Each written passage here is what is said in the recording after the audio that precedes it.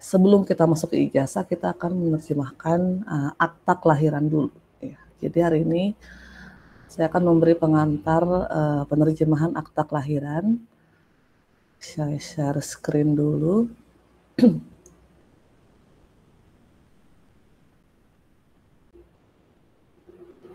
Bisa terlihat layar saya? Terlihat, Miss. Oke. Semuanya? Atau ada yang belum punya? Punya, Miss. Punya ya.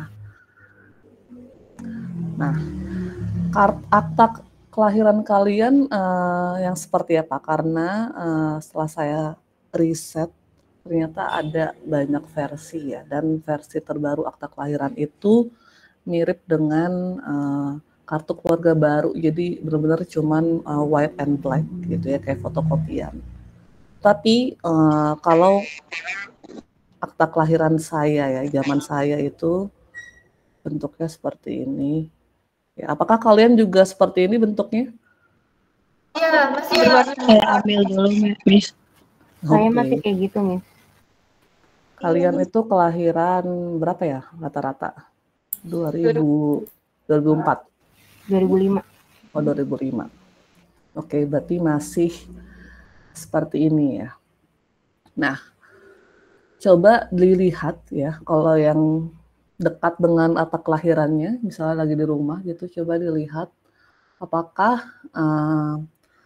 dari akta kelahiran kalian itu tulisannya nih yang ada istimewanya ini, itu apa statusnya? Apakah umumkah, istimewakah, khususkah, atau tambahan? Karena ternyata ada 4 kategori gitu ya dari daftar kelahiran yang dicantumkan di akta kelahiran. Jadi jenis daftarnya ini bisa berbeda-beda dari satu orang ke orang lain. Nah, apa sih maksud dari status tersebut gitu ya? Jadi ada 4 jenis daftar kelahiran. Yang pertama umum, istimewa, khusus, dan tambahan.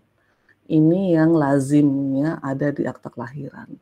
Tapi nanti juga akan ditemukan akta kelahiran yang tulisannya itu terlambat pencatatan kelahirannya. Jadi dia tidak mengkategorikan itu sebagai istimewa, khusus, atau tambahan, tetapi hanya terlambat gitu. Nah, tetapi ini yang lazimnya dikategorikan seperti ini. Nah, untuk kelahiran umum gitu ya, daftar kelahiran umum itu biasanya yang memang proses kelahiran kelahirannya itu, kejadian kelahirannya itu dilaporkan dalam batas waktu yang ditentukan. Nah, untuk WNI itu dia 60 hari kerja sejak peristiwa kelahiran. Jadi kalau orang tua kalian melaporkan kelahiran kalian itu dalam jangka waktu 60 hari itu, pasti tulisannya di sini yang dari daftar bla bla bla itu pasti tulisannya umum gitu ya. Tetapi kalau ya misalnya kalian terlambat gitu ya, setelah berapa tahun itu baru diterbitkan, nah biasanya dia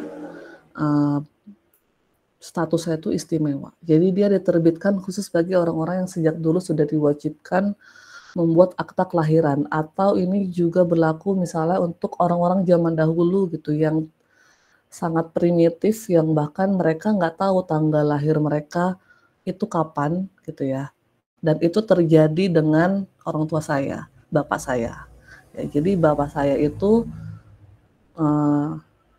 lahir di bukan zaman purba ya, tapi zaman dulu banget. Terus orang tua atau nenek saya itu ya maksudnya bisa dibilang orang kampung gitu ya, sangat tinggalnya di kampung. Jadi tidak ada yang namanya sebentar.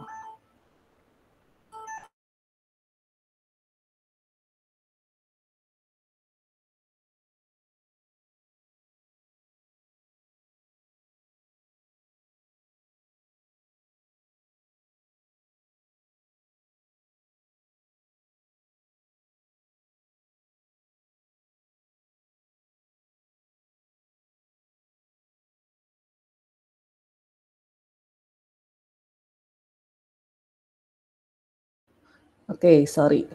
Pas banget ya lagi ngomongin bapak saya, terus bapak saya telepon gitu. Oke, jadi bapak saya itu dulu lahir di suatu kampung lah, terus belum ada aktanya, dan beliau baru mengurus aktanya itu ketika beliau dewasa gitu ya, sudah punya anak. Nah, itu apa namanya? Nah, bisa dikategorikan akta kelahiran itu nanti statusnya istimewa itu. Jadi yang orang-orang yang sejak dulu sudah diwajibkan membuat akta, tetapi terlambat pencatatannya. Dan ini biasanya harus melalui surat keputusan, entah itu surat keputusan pengadilan atau dari pemerintah setempat. Lalu ada juga status lainnya, yaitu status khusus gitu ya, daftar khusus. Ini biasanya untuk anak ya yang kelahirannya itu dari orang tua yang tidak memiliki buku nikah atau akta perkawinan. Nah, biasanya itu status daftar kelahiran itu namanya khusus gitu. Tetapi ada juga yang tambahan. Nah, ini biasanya diperoleh gitu ya. Jadi akta kelahirannya itu diperoleh melalui dispensasi Menteri Dalam Negeri. Gitu. Kalau tadi kan yang istimewa dia harus melalui surat keputusan gitu ya. Nah, Menteri Dalam Negeri ini pernah membuat satu program gitu ya, dispensasi bagi yang akta kelahirannya terlambat. Jadi bagi WNI yang lahir dan belum memiliki akta kelahiran sampai batas 31 Desember 1985. Jadi mungkin ini mungkin tidak akan ada lagi gitu ya di akta-akta kelahiran sekarang. Tetapi yang menariknya ya, nanti kalian akan lihat di versi akta kelahiran sekarang, jadi sudah tidak ada lagi nih pengkategorian umum, istimewa, khusus, dan tambahan. Jadi nanti yang tersisa hanya nomor akta gitu ya, terus nama anaknya, terus nama orang tuanya, dan tanggalnya, segala macam. Nah, jadi untuk di akta kelahiran versi lama ini atau yang kita miliki ya, karena kalian juga versinya seperti ini, masih ada daftar ini gitu ya. Terus ada juga STBLD gitu. Apa sih STBLD gitu ya? Nanti kita akan lihat.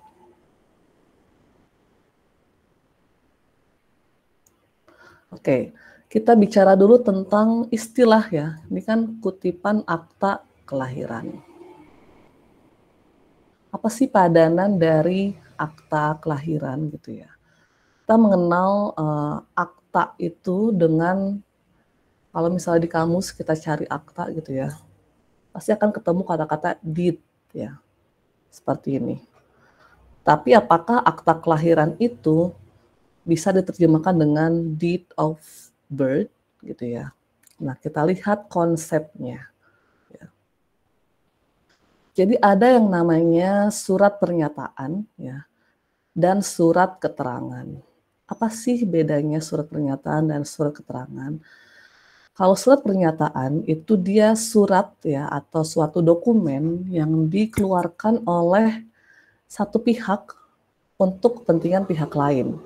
Ya, misalnya seperti ijazah gitu ya, akta kelahiran, dia dikeluarkan bukan oleh kita kan, bukan kita yang menulis akta kelahiran terus kita tanda tanganin sendiri, tetapi itu dikeluarkan oleh pemerintah ya untuk menyatakan bahwa kita ini lahir tanggal sekian, atau kalau ijazah untuk menyatakan bahwa kita lulus dari program studi apa gitu ya dengan IPK sekian.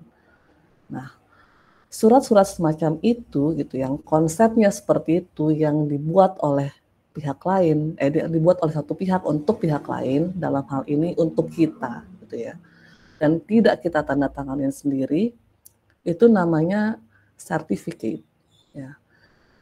Ciri-cirinya adalah ada kata-kata certify ya. Kalau kalian nanti lihat di akta kelahiran di luar negeri, pasti ada kata-kata certify. Lalu ada juga surat keterangan kerja, surat rekomendasi seperti ini. Ya. Jadi surat yang dibuat oleh pihak lain untuk kita. Jadi bukan kita yang menulis suratnya sendiri, tetapi orang lain yang menulisnya untuk menyatakan status kita. Nah, kalau untuk dokumen-dokumen seperti ijazah, akta gitu ya, itu kita sebutnya dengan certificate. Tetapi kalau semacam surat keterangan kerja atau surat rekomendasi, biasanya kita sebut dengan to whom it may concern. Lalu ada lagi yang disebut dengan surat keterangan. Ya.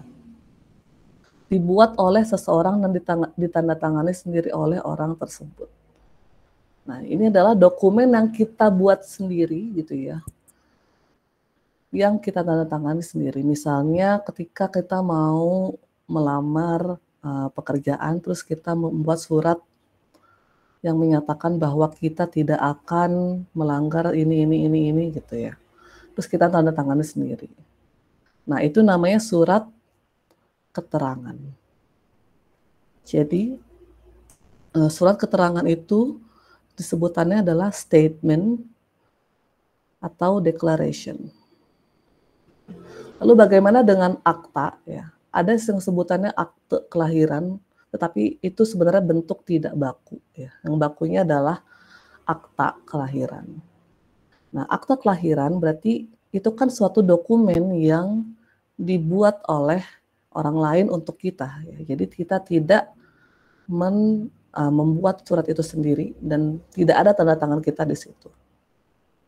Nah, berarti akta kelahiran tidak bisa kita sebut dengan deed of birth ya, karena deed itu hanyalah untuk akta yang berkaitan dengan notaris gitu.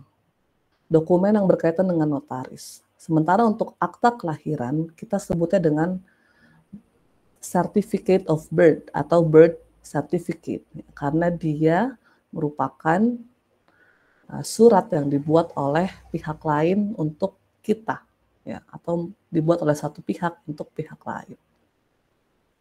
Jadi untuk padanan dari akta kelahiran tidak bisa kita sebut deed of certificate ya, deed of birth, tidak bisa statement of birth ya, atau declaration of birth, tetapi certificate of birth atau birth certificate.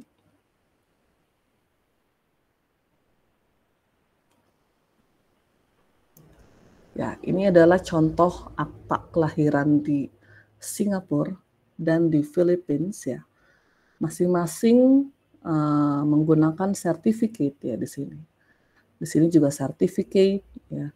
Terus ada kata-kata I certify ya. Jadi dia paralel. Suratnya certificate, terus kata-katanya I certify. Bukan I declare.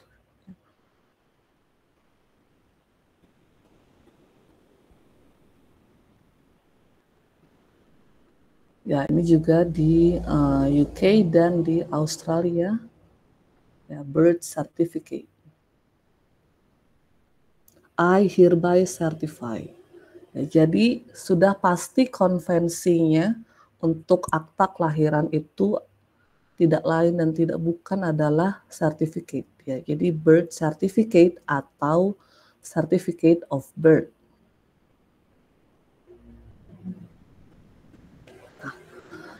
Ini tidak semua akta kelahiran ada bagian ini ya. Jadi ini bagian paling atas dari dari akta kelahiran. Ini kebetulan punya saya ya. Tetapi saya cek di akta kelahiran yang formatnya seperti ini tidak ada bagian ininya. Tapi saya mau menjelaskan apa sih yang dimaksud dengan huruf-huruf ini gitu ya. Pertama di sini ada paraf ya.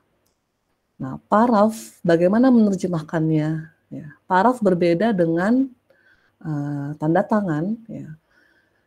Kalau paraf itu kan biasanya hanya inisial nama kita ya. Tapi lagi-lagi di Indonesia paraf itu bisa abstrak bentuknya ya. Jadi kita bisa tambahkan illegible. Nah, paraf bisa kita terjemahkan dengan initial, tetapi kalau parafnya abstrak bisa kita tulis illegible initial. Itu untuk paraf. Lalu kita kemarin sudah melihat itu alternatif dari signature, ya kalau signature kan tanda tangan, tapi kita bisa juga tulis di situ sign gitu, atau sudah ditandatangani gitu kan ya. Nah kalau mau pakai bentuk yang sign seperti itu, kita bisa pakai untuk paraf initial ya, atau sudah diparaf kayak gitu. Lalu di dekat paraf ada kode RD ya. Lalu Kasno ya. Dan di sebelah kanan, pojok kanan itu ada CSL. Nah, RD di sini adalah inisial nama pencatat ya. Jadi ini masih berbentuk kuno gitu ya. Kita masih pakai mesin tik di situ. Nah, RD ini adalah nama pengetiknya gitu dan inisialnya. Jadi kita tidak menerjemahkan si RD ini, biarkan saja. Lalu Kasno ini apa? Apakah dia nama orang juga gitu ya? Nah, ternyata Kasno ini adalah nomor kwitansi. Jadi setiap akta kelahiran yang keluar itu ada kwitansinya, ada nomor kwitansinya, dan itu dicantumkan di beberapa akta kelahiran. Mungkin tidak semua akta kelahiran, tetapi kebetulan di akta kelahiran saya itu dicantumkan. Ya, dan kita bisa terjemahkan ini menjadi receipt number ya, atau receipt note. Lalu apa ini CSL gitu ya? Karena ini ada di semua akta kelahiran yang versi ini gitu ya, yang versi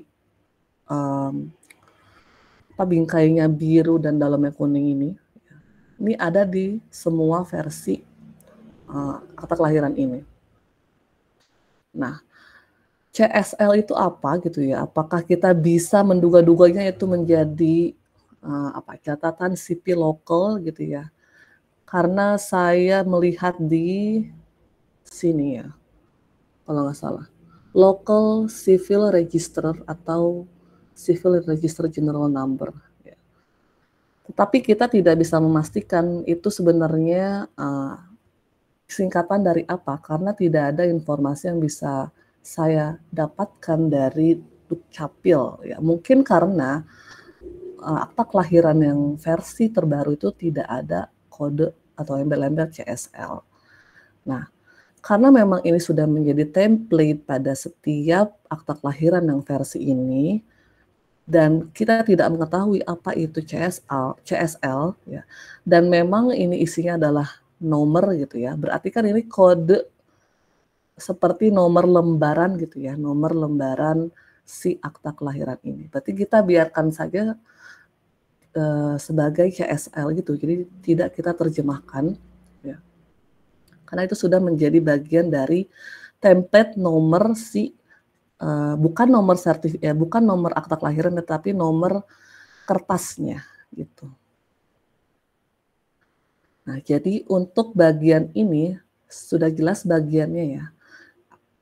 Terutama untuk yang di sebelah kiri atas ini, walaupun tidak semua akta kelahiran ada, tetapi setidaknya kalau ada pun kalian paham apa sih fungsi dari masing-masing istilah ini gitu.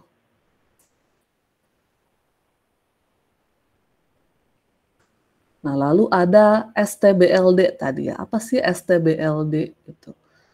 Ini adalah singkatan ya dari istilah Belanda, yaitu Staatsblad atau lembar negara. Jadi pada zaman dahulu gitu ya, pada zaman kolonial Belanda, pencatatan sipil itu dibagi berdasarkan ras gitu ya. Jadi ada 4 ras yang dibagi dan dibuat nomor yang berbeda untuk setiap rasnya.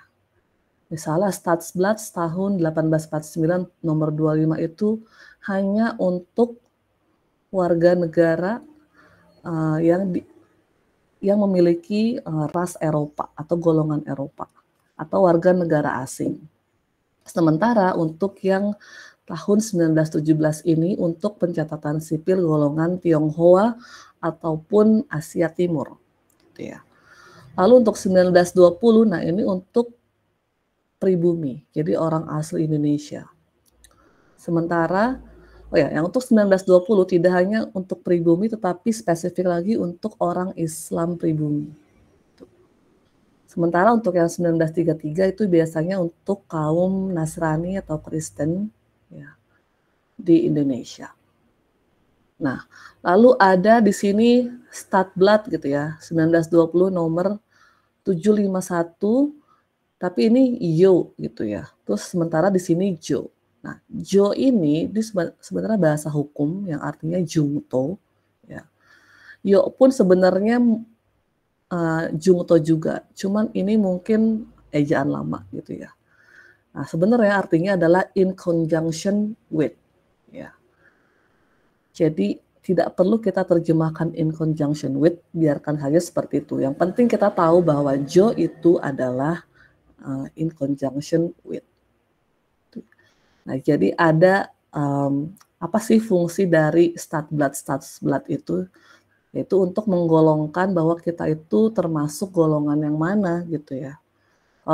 Kalau misalnya kalian termasuk 1920 berarti kalian pasti gitu ya orang Islam gitu, orang Islam pribumi. Tetapi kalau 1933 dia kaum Nasrani gitu. Tetapi Stadsblad ini ya, kalau kalian lihat di akta kelahiran paling terbaru gitu ya, yang paling baru itu sudah tidak ada lagi gitu ya. Karena ini sebenarnya juga banyak dibahas, mendapatkan protes gitu ya, karena dianggap terlalu diskriminatif gitu ya. Karena kan sudah lewat jauh sekali kan dari zaman kolonial, kenapa masih pakai penggolongan seperti ini.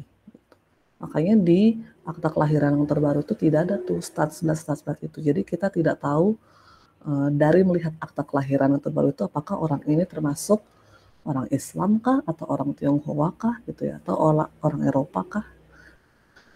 Sementara untuk akta kelahiran yang zaman kita gitu ya, itu masih ada. Nah, Stadblad atau lembar negara padanannya adalah State Gazette. Jadi tidak ada padanan lain, pasti ini State Gazette.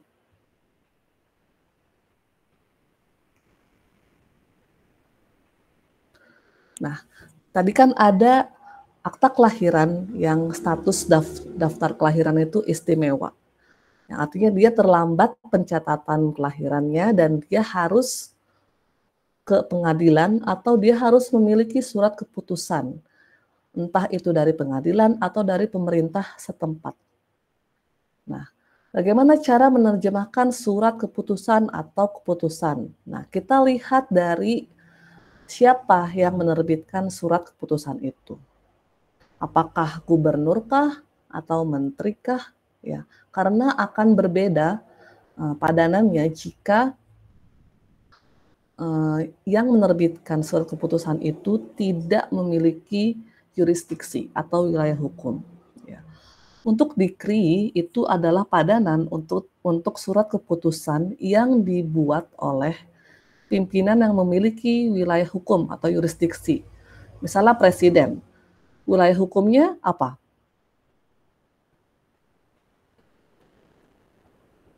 Wilayah yang dia kuasai. Presiden sudah jelas wilayah hukumnya? Negara ya. Iya, negara Indonesia gitu ya. Misalnya kita konteksnya negara Indonesia.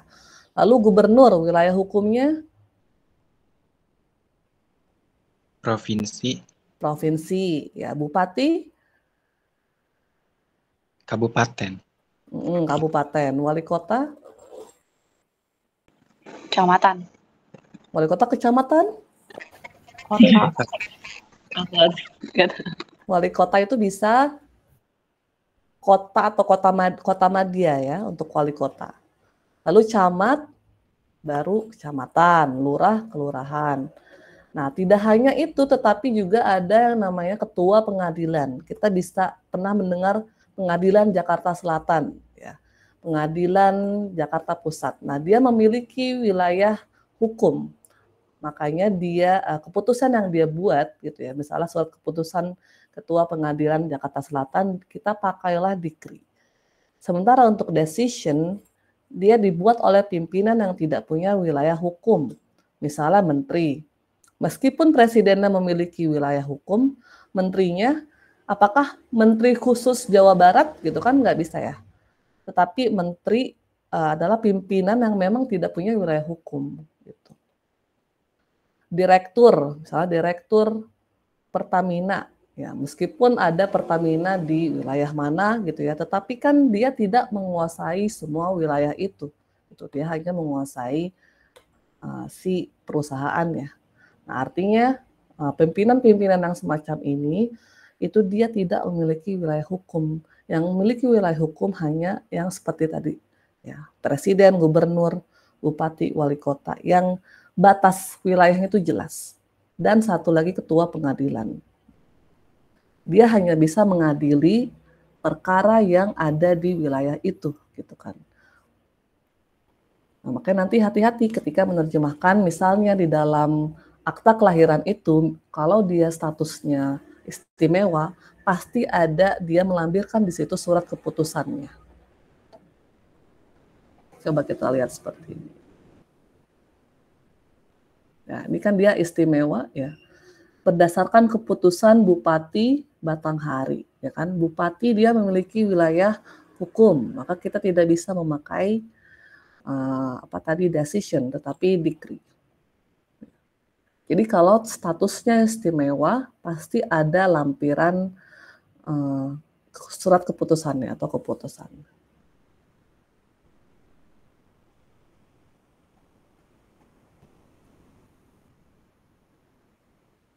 Oke. Lalu saya mau menjelaskan perbedaan gitu ya antara register, registry, registration, dan registrar. Ada yang menyebut Civil Registry Office, ada yang menyebut Civil Registration Office. Nah, apa sih bedanya gitu ya? Kalau kita lihat di kamus gitu ya, register itu dia adalah official list of record of names or items. Jadi daftarnya gitu ya. Apa bedanya dengan catatan? Kalau catatan itu, kalau daftar dia lebih, cakupannya lebih kecil gitu ya. Sementara untuk registry dia lebih luas. A place where registers or record are kept. Ya. An official list or register. Ini sebenarnya mirip nih antara register dan registry. Tetapi kalau registry biasanya dia cakupannya lebih luas. Lalu registration dia adalah proses pencatatannya. Ya, tetapi masih ada aja kesalahan gitu ya. Di Dukcapil ya, kalau kalian lihat nanti ada versi akta kelahiran yang terbaru itu, dia sudah dwibahasa. Dan di situ dia tulisannya pencatatan sipil, tetapi dia menerjemahkannya menjadi registry instead of registration. Karena kalau registry dia lebih cocok untuk catatan, sementara untuk pencatatan dia adalah registration. Nah, bagaimana dengan registrar? Dia adalah pencatatnya. Jadi pegawai si kantor catatan sipilnya itu disebutnya registrar. Jadi itu ya bedanya antara register, registry, registration, dan register. Untuk register dia adalah daftarnya, ya, daftar kelahiran, register of birth, gitu ya. Terus registry catatan catatan sipil, civil registry. Registration pencatatan, civil registration pencatatan sipil. Lalu registrar adalah pencatatnya atau pegawainya yang bertugas mencatat itu tadi ya, kejadian-kejadian seperti kelahiran. Ya. Oke, kita coba lihat lagi ke sini. Ya.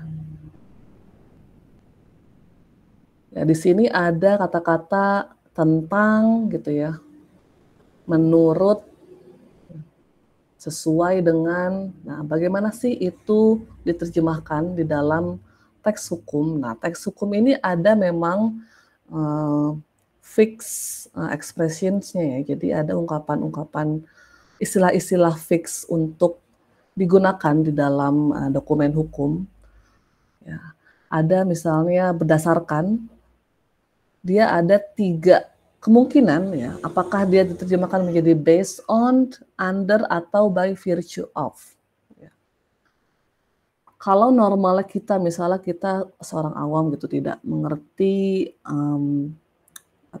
bahasa hukum, pasti kita akan menerjemahkannya menjadi based on gitu ya, berdasarkan. Tetapi ada perbedaannya dengan istilah hukum. Kalau istilah hukum biasanya kita pakai under ya, karena biasanya setelah berdasarkan itu akan muncul suatu peraturan atau undang-undang gitu ya. Nah, karena dia berkaitan dengan peraturan, berarti sifatnya mengikat kalau kita pakai under. Tetapi kalau kita pakai based on, ya, itu tidak mengikat. Misalnya based on the reports, ya, karena reports bukan suatu regulasi atau undang-undang. Tetapi kalau setelah berdasarkan itu dia muncul undang-undang atau peraturan yang mengikat, dia pakai under. Tetapi kalau misalnya berdasarkan itu digunakan sebagai untuk menekankan alasan atau penyebab suatu peristiwa, kita bisa pakai by virtue of. Misalnya berdasarkan kejadian apa gitu ya, by virtue of gitu ya. Tetapi kalau misalnya itu berkaitan dengan hukum atau undang-undang atau peraturan, kita biasa pakai under. Lalu ada juga menurut yang tadi ya, menurut Statsblad gitu ya. Nah, apakah according to atau pursuant to? Ya. Nah, untuk di hukum, di bahasa hukum, according to itu jarang sekali digunakan. Jadi kita pakainya pursuant to. Karena according to itu kurang formal. Ya. Pursuant to itu lebih formal dan lazim pada teks hukum. Jadi gunakanlah istilah-istilah yang formal dan lazim di dalam teks hukum. Lalu ada juga sesuai dengan, gitu ya. Nah, sesuai dengan ini ada 2 jenis. Yang pertama in accordance with, subject to, ya, dan in accordance with. Kalau subject to itu dia lebih pada menekankan bahwa si subjeknya itu bergantung atau tunduk pada suatu ketentuan. Nah, sesuai dengan untuk yang subject to ini bisa juga diterjemahkan sebagai tunduk pada gitu ya. Tertakluk pada. Jadi benar-benar menekankan bahwa dia tunduk pada suatu aturan. Lalu kalau misalnya in accordance with, dia lebih pada menunjukkan kesesuaian. Sesuai dengan apa? Jadi subject itu dia lebih kepada ketundukan, tetapi kalau in accordance with dia lebih kepada kesesuaian. Lalu ada tentang, misalnya undang-undang tentang perlindungan anak, gitu ya. Nah, tentangnya ini bukan about ya, seperti kita tahu pada istilah umumnya, gitu. Tetapi gunakanlah kata-kata seperti ini, regarding, ya. Pilih salah satu. Mau regarding, mau concerning, atau on. Ya, jadi tidak ada about ya untuk tentang.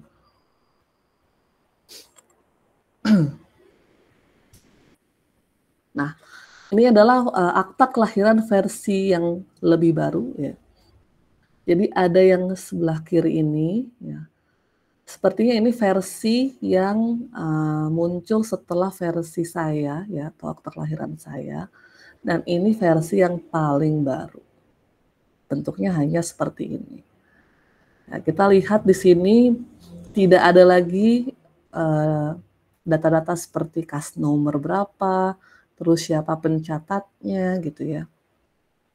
Terus tidak ada lagi CSL tadi ya. Dia hanya ada nomor registration dan nomor AL. Nah, di sini bahkan ada nomor induk kependudukan. Ini bukan terjemahan, tetapi memang ini seperti ini. akta kelahiran yang terbarunya. Jadi memang dui bahasa seperti ini. Tapi kalian lihat gitu ya, ada banyak kekeliruan di situ karena memang dia membuatnya template ya. Karena dibuat template seperti ini, ketika dimasukkan data-datanya, itu tidak akan berbunyi sebagai suatu kalimat yang benar gitu ya. Misalnya kan berdasarkan akta kelahiran nomor menurut bahwa adalah telah lahir, oke, bahasa Indonesia seperti itu. Tapi bahasa Inggrisnya seperti apa? By virtue of birth certificate number in accordance with that on year was born child number gitu ya. Untuk tanggal apakah perlu on date atau on saja ya. Terus on year apakah tahun itu pakai on atau pakai in ya. Jadi banyak sekali kekeliruan di sini ya. Terus nomor induk kependudukan. Nah, kalau ini merujuk pada NIK, seperti kita sudah ketahui kemarin, NIK itu bukan personil ya, tapi resident ID number. Tapi saya tidak tahu apakah NIK ini merujuk pada nomor akta kelahirannya. Ya. Tapi karena nomor penyebutannya nomor induk kependudukan, yang mana kita tahu itu adalah NIK, kita harus terjemahkan sesuai dengan fungsinya. Kependudukan berarti kan resident, bukan personal registration number. Lalu untuk kutipan, ya kita tidak pakai quote, tapi excerpt.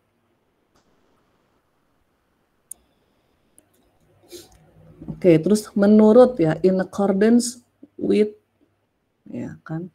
Apakah sudah benar in accordance with, lalu misalnya tadi on, apakah sudah benar prepositionnya untuk tahun, terus apakah perlu disebutkan lagi year-nya, ya.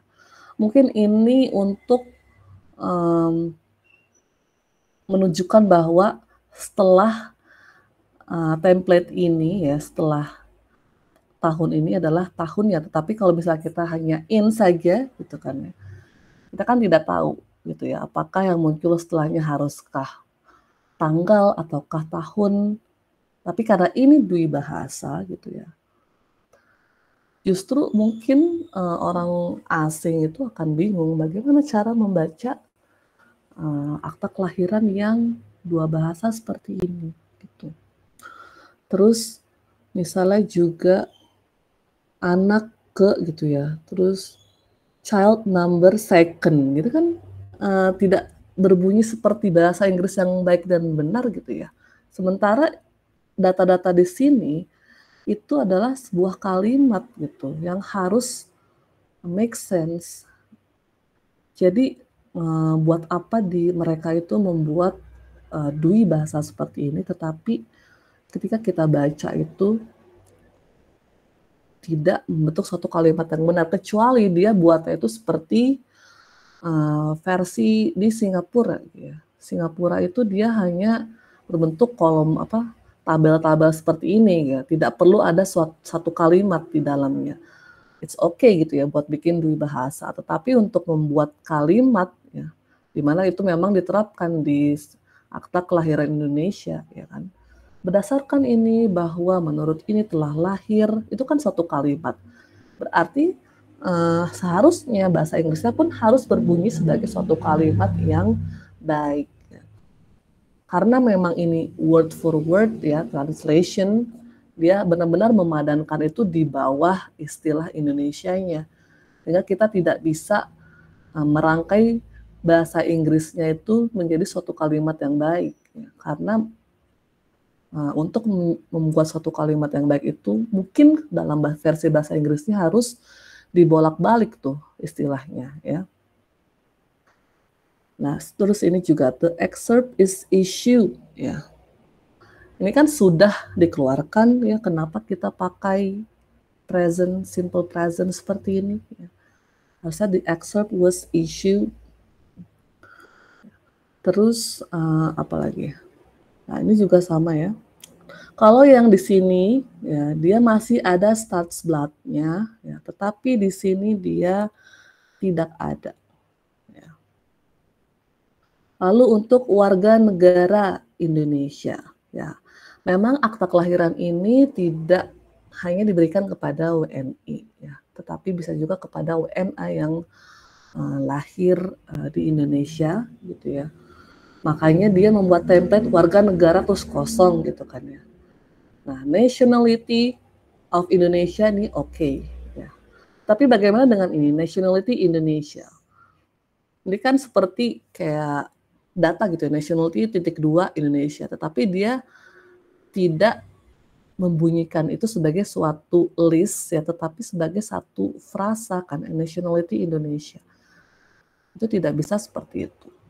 Lalu pencatatan sipil registry office ya, instead of registration office. Nah, terus banyak juga ketidakkonsistenan gitu ya. Republik Indonesia aja tidak diterjemahkan. Lalu ya, tadi anak perempuan dia female child gitu ya.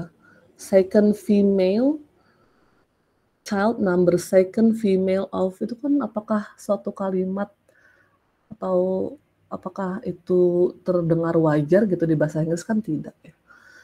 Ya kalau di bahasa Indonesia kita memang tidak mengenal istilah anak perempuan dan anak laki-laki itu tidak ada istilah khusus ya seperti di bahasa Inggris. Misalnya kalau perempuan kan daughter, kalau anak laki-laki itu son.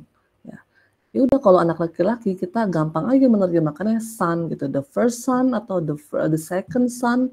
Kalau anak perempuan berarti daughter ya, the second daughter, the first daughter of gitu ya.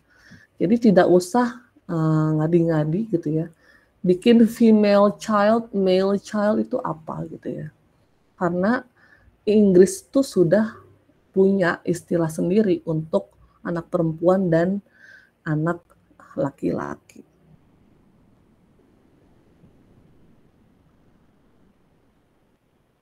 Ya, kalau dokumen yang sekarang ini memang bentuknya sudah pakai barcode semua ya, sudah tidak ada tanda tangan seperti di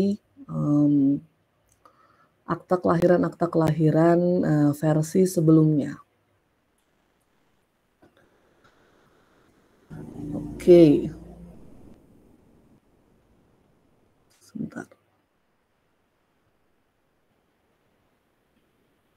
Nah, jadi saya ingin kalian ya membuat kelompok. Udah bikin kelompok ya kemarin 9 kelompok. Jadi dari 9 itu dibagi 3 kelompok besar. Ya. Kelompok pertama terdiri dari 3 kelompok.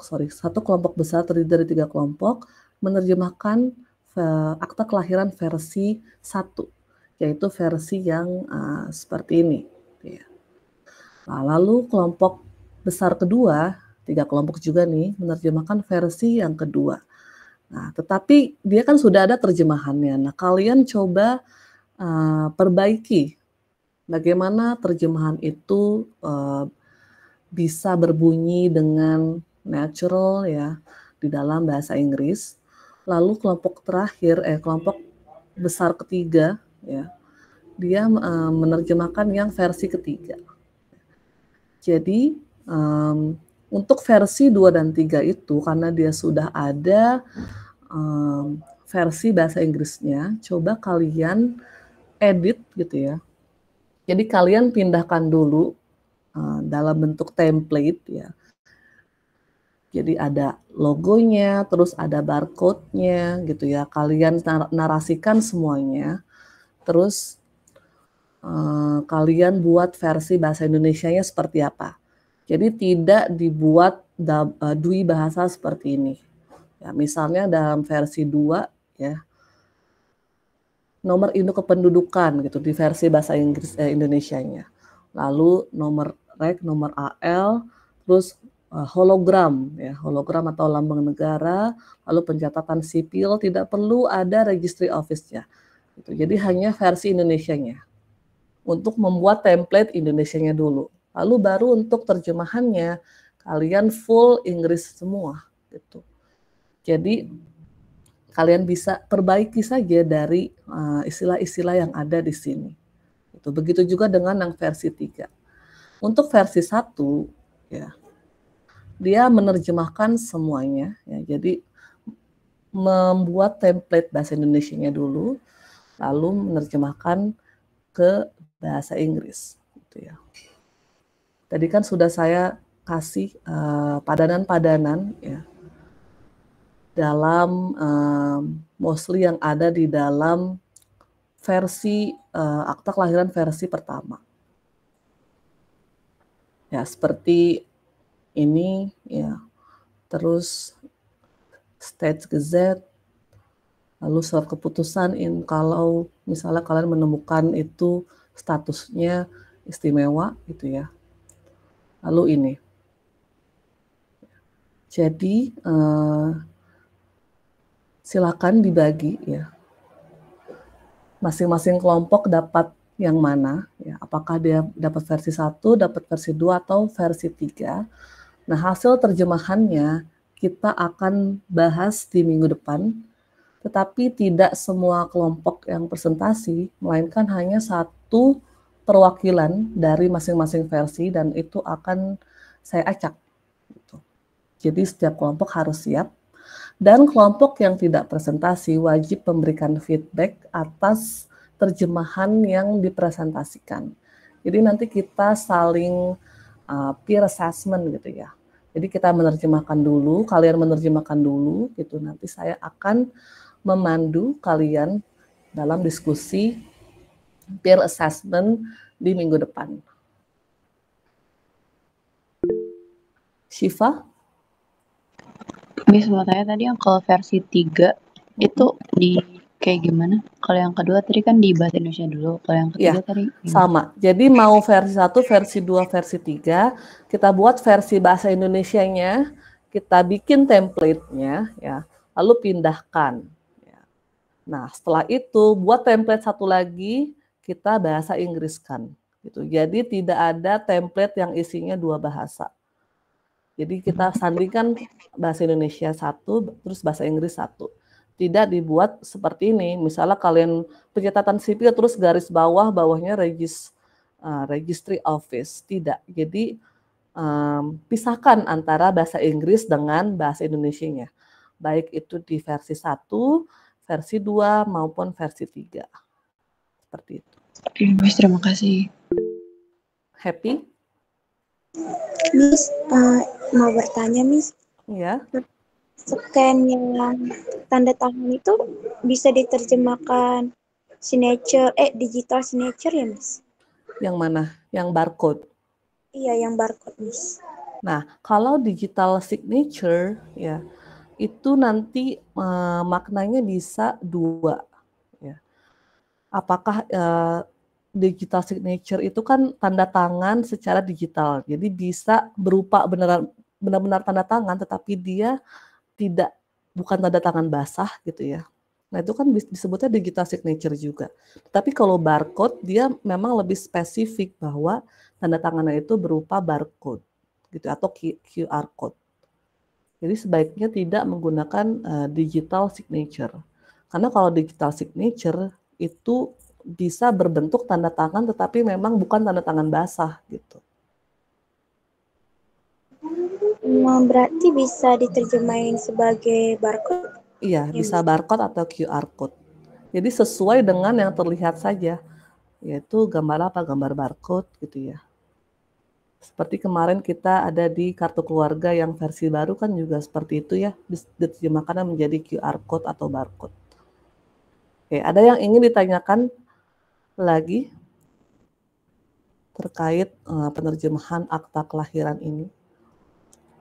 Kalau yang cap itu diterjemahinnya gimana? Oh ya, oke, saya lupa mungkin memasukkan. Kalau cap itu biasanya kita sebut seal ya atau SEAL ya. Misalnya seal of apa di situ capnya pemerintah kota Yogyakarta gitu kan ya. bisa dirincikan bahwa itu capnya siapa, atau bisa juga seperti ini. Sebentar.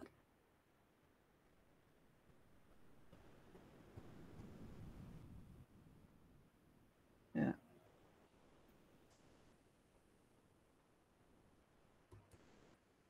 Sorry.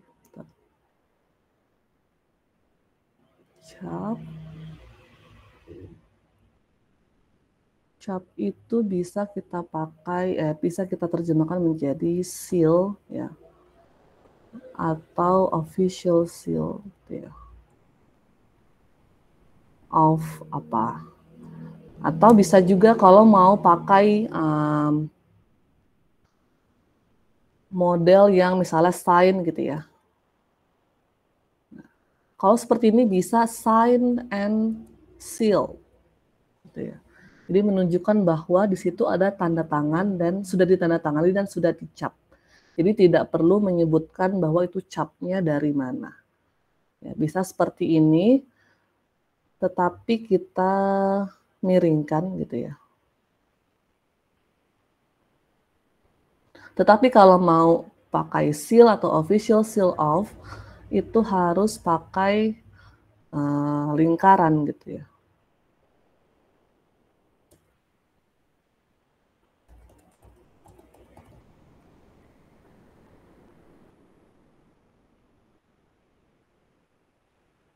Yang menunjukkan bahwa di situ ada gambar cap, ya, dan ada tanda tangan. Jadi seal official of apa dan ada signature. Tetapi kalau mau pakai pola yang pasif seperti ini, ya, sign and sealed itu bisa. Sign and sealed. Terus kalau tadi paraf initial.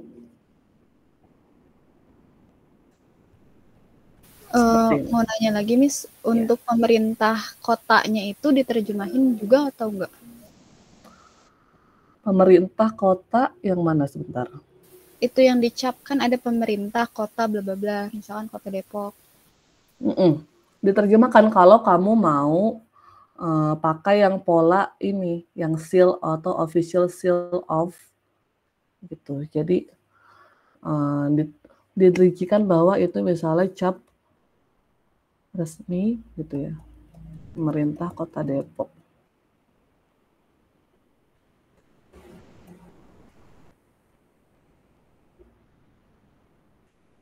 Nah, berarti menjadi apa nih?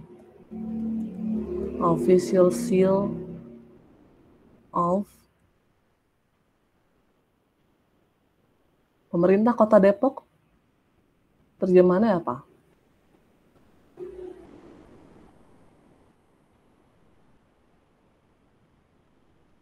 Kalau kita menyebut pemerintahan, ya,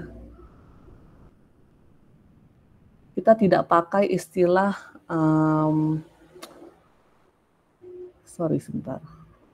official seal of. Biasanya di sini sebutannya adalah ini wali kota kantor pembantu catatan sipil. Ya. Jadi memang dari kantor Dukcapilnya, gitu ya. Jadi bisa kita ini kan Dinas Kependudukan dan Catatan Sipil. Jadi jangan fokus ke kotanya, tetapi fokus ke itu cap dari kantor apa. Nah, dari Dinas Pencatatan dan Dinas Kependudukan dan Pencatatan Sipil. Berikan official seal of civil gitu ya.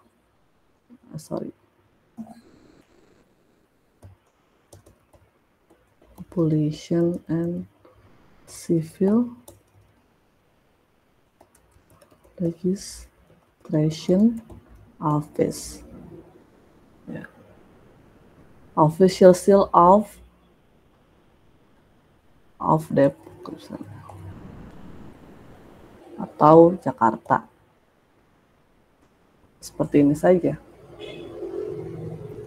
Menunjukkan bahwa itu dikeluarkan oleh pemerintah kota Jakarta atau pemerintah kota Depok. Dan lebih khusus lagi bahwa Disduk Capilnya yang mengeluarkan seal tersebut. Tapi untuk kalau tidak mau merincikan seperti ini, bisa dengan sign and sealed saja. Jadi yang meresmikan gitu ya, itu kan sudah pasti dari pegawai kantor di Dukcapilnya, otomatis capnya pun pasti dari kantor yang sama. Jadi sign and sealed tadi itu sudah menunjukkan bahwa dia tuh dari kantor yang sama, tanda tangan dan capnya. Gitu.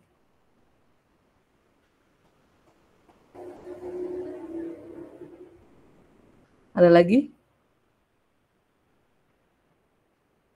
Ya, saya mau tanya, untuk tadi yang berdasarkan akta kelahiran nomor, kalau pakai under itu under birth certificate atau under of atau under the gitu. Oke. Di sini dia pakai by virtue of birth certificate, ya kan. Sementara di sini dia dari daftar. Tadi kita lihat kalau berdasarkan, ya, sifatnya mengikat. Kalau misalnya dia pakai under. Sementara kalau by virtue of dia menekankan alasan atau penyebab. Ya. Nah, kita lihat lagi dari sini. Berdasarkan akta kelahiran nomor bla bla bla bla, ya, menurut Statsblad bahwa di Madiun bla bla bla pada tanggal. Nah, apakah berdasarkannya ini dia merupakan alasan suatu kejadian, ya, atau memang dia mengikat? Kita lihat dulu.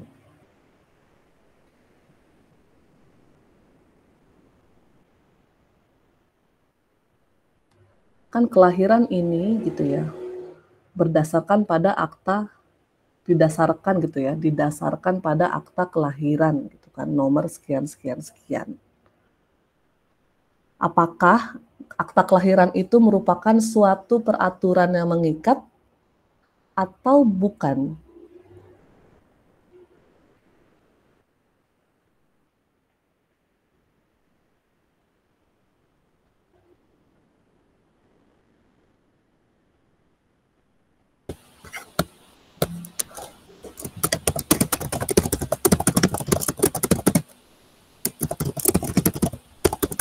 Apakah misalnya kalau mengikat itu, apakah kita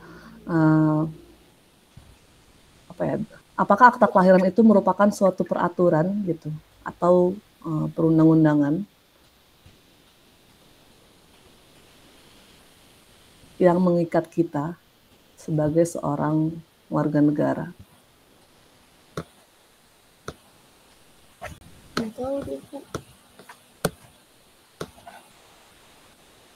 Savana tolong unmute. Lagi ngetik apa tuh Savana? Aku lagi nyari di Google tapi bingung. Bingung ya. Jadi kalau under itu biasa kita pakai untuk under apa, undang-undang apa, atau regulation apa. Artinya bahwa peraturan itu mengikat kita. Kalau kita tidak mengikuti peraturan itu, maka kita akan dikenakan sanksi. Tapi kalau by virtue of, ya, itu bisa kita gunakan untuk seperti ini, ya, berdasarkan atau untuk menunjukkan bahwa alasan suatu kejadian. Jadi kita kurang tepat untuk memakai under gitu ya, under birth certificate number, ya, karena memang akta kelahiran itu bukan suatu peraturan atau undang-undang yang mengikat kita gitu, yang punya satu set peraturan gitu, di mana kita sebagai warga negara gitu kan, kita kan warga negara, kita tunduk pada suatu undang-undang. Tapi kalau di sini hanya akta kelahiran gitu sebagai pencatatan saja gitu kan. Berarti itu, betul ya Miss pakai by virtue of. Iya, jadi bukan pakai under. Kalau under tuh biasanya under apa? Corruption law, under civil law, ya. Under government regulation, ministerial regulation atau apa. Jadi memang peraturan yang mengikat gitu. Kalau misalnya akta itu tidak mengikat. Ada lagi? Makasih ya, Miss. Oke. Nah, kalau di sini kan dia dari daftar ya. Bukan berdasarkan daftar gitu kan ya. Ya udah kita ikuti saja from apa. Nah, kalian harus tentukan apa sih padanan dari umum, istimewa, ya. Umum, istimewa, khusus, dan tambahan tadi.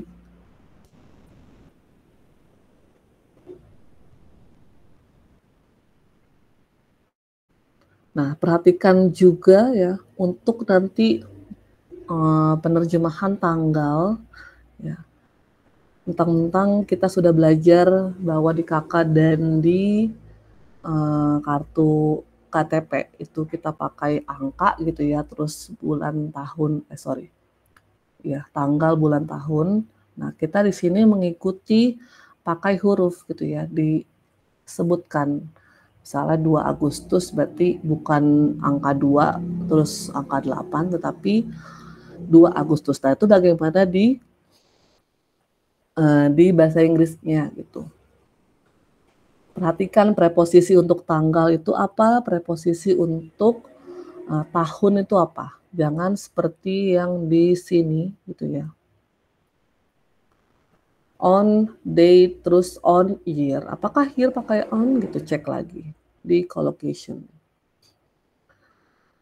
Terus apakah bisa was born, terus subjeknya itu belakangan.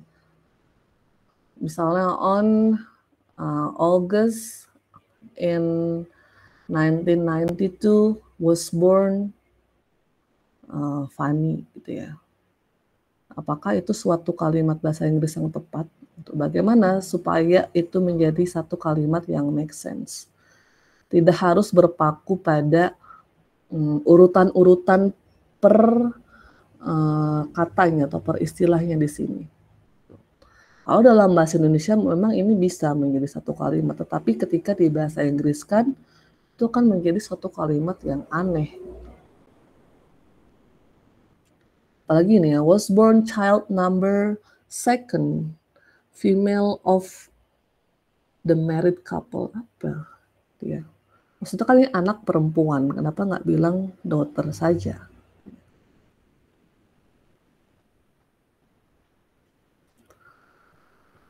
Terus kutipan dikeluarkan lagi-lagi ya tidak pakai present tense, tetapi itu kan sudah dikeluarkan berarti kita pakai past tense.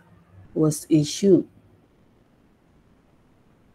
Apakah date dan year-nya perlu gitu diulang lagi? On date apa langsung saja on apa? On November, on the 2nd of November ya. In 1999 misalnya. Terus untuk preposisi kota juga apa? Apakah in gitu ya? Apakah on juga? Indah? Iya Miss, mau nanya, kalau misalkan 2005 itu tuh bilangnya 25 atau 2000, pakai 2000 gitu? Pakai 2000 saja, karena kalau 2025 sepertinya itu lebih umum untuk conversation ya, jadi bukan bahasa formal. Oke Miss, makasih. Ada lagi?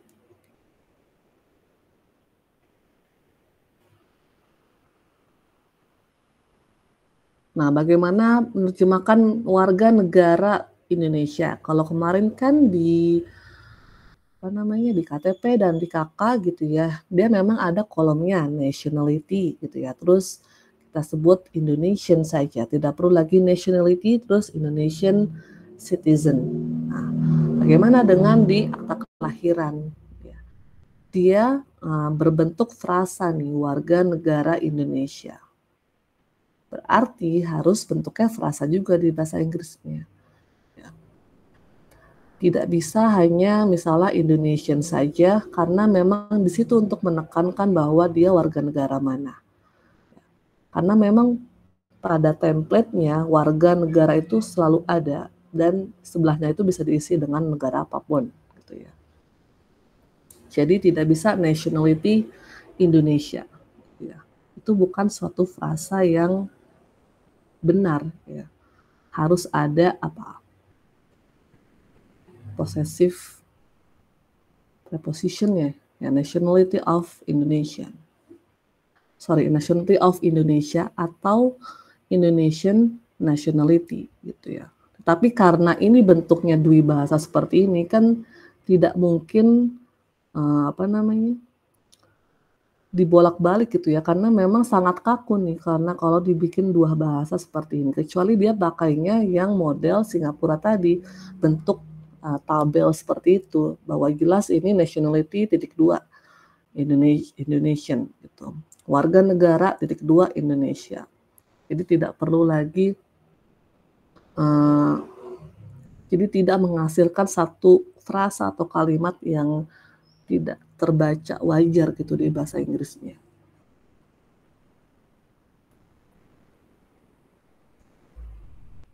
Oke, ada lagi yang ingin ditanyakan? Syifa? Miss, tadi kutipan pakai quote atau yang tadi tuh? Excerpt.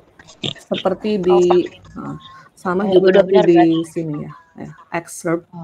Karena itu istilah yang lebih formal untuk suatu kutipan. Kita tidak memakai quote untuk menerjemahkan kutipan, apalagi ini teks hukum. Ya. Ada lagi?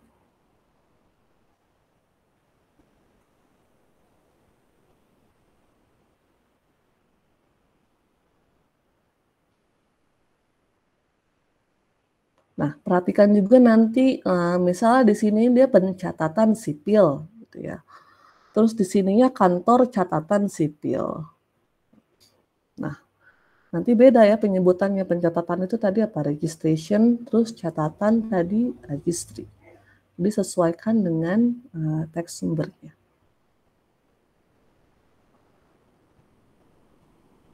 Karena pencatatan dia prosesnya, sementara catatannya itu dia list of the registernya. Ya. Kumpulan dari atau yang menaungi daftar-daftar kelahiran itu.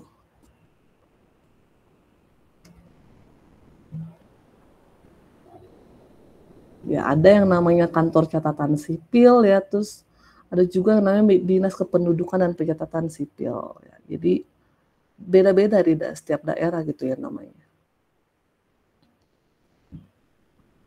Jadi perhatikan nanti di sumbernya. Ini kan sudah saya berikan ya sumbernya.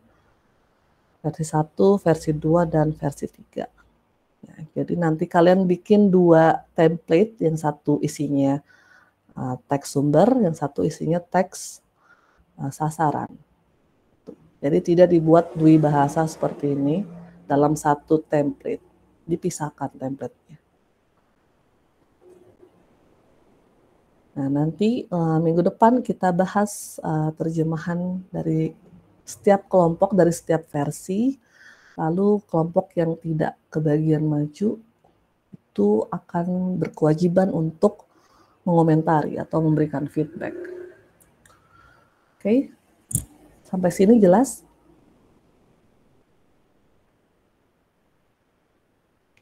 Jelas, Miss.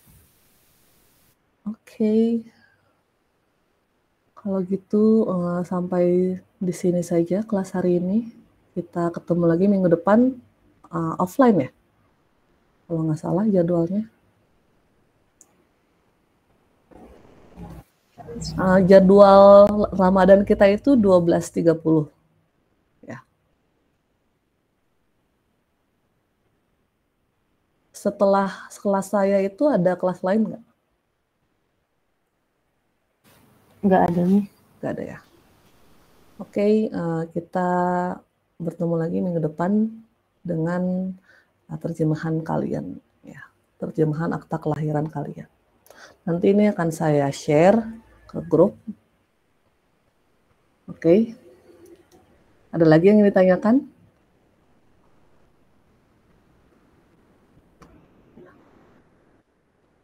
Ya.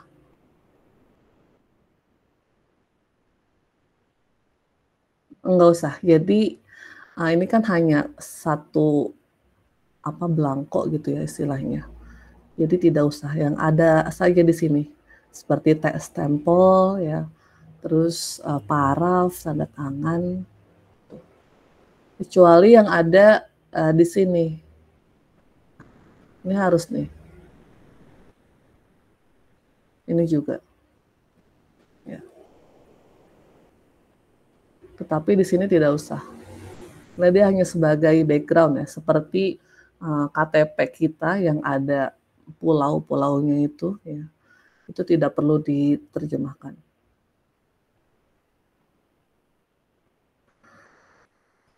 Oke, ada lagi? Ada yang rumahnya kebanjiran hari ini? Aman semua?